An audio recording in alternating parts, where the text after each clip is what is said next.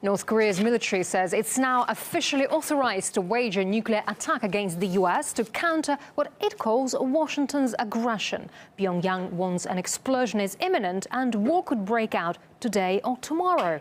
South Korean-based journalist Joseph Kim has more now on the latest in a series of threats there. We see that they use words like the attack has been cleared or the attack has been authorized. As well as the beginning of the warning, they say we formally inform Washington.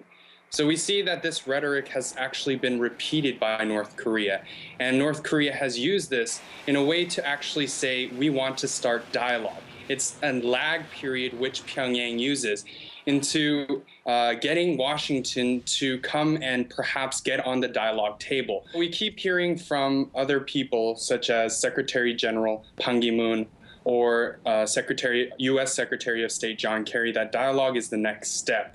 While both North Korea and the United States seem to be interested in dialogue, it doesn't seem that either side are wanting to back down.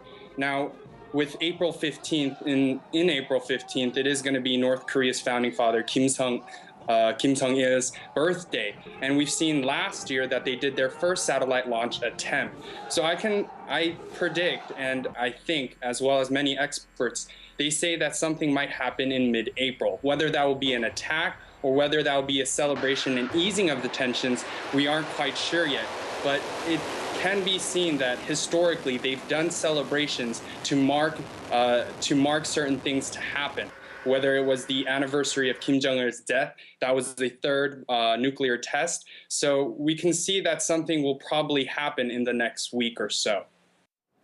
So Pyongyang's latest warning came after the Pentagon announced the deployment of a missile defense system in Guam to prepare against a possible attack. But while any assault is deemed highly unlikely in the U.S., many are questioning whether Washington's actions are proportionate to North Korea's war rhetoric. RT's Gania Chichikan now explains. To North Korea's bellicose threats, Washington responds with an even more intense buildup of military power in the region. To that, North Korea responds with even more threats. Even though Defense Secretary Chuck Hagel called North Korea real and clear danger, the White House says they haven't seen any large-scale movements from North Korean military forces, suggesting that it may be just rhetoric. But while North Korea talks, Washington acts. Apart from F-22 fighter jets and other bombers that it sent to the region for the ongoing military exercises with South Korea, the Pentagon is now deploying an advanced missile defense system to Guam. Guam hosts a major U.S. military base in Asia. The North Korean Army has announced that it has the final approval for a nuclear attack on the U.S. As they tell us, North Korean rockets can't really reach the U.S. mainland, but they can potentially attack U.S. bases in the region.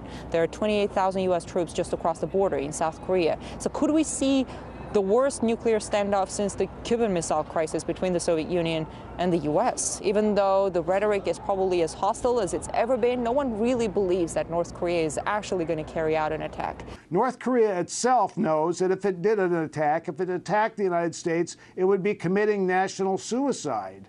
The United States would retaliate in a tremendous fashion. North Korea does not want to commit suicide. I believe North Korea is doing all this so it can get to a point to actually negotiate some kind of peace agreement with the United States. In the U.S. media, too, you have all pundits basically saying the same thing, that North Korea is not going to strike because they know it's a suicide, that they want to reach some kind of a deal with Washington, but they're not going to get it.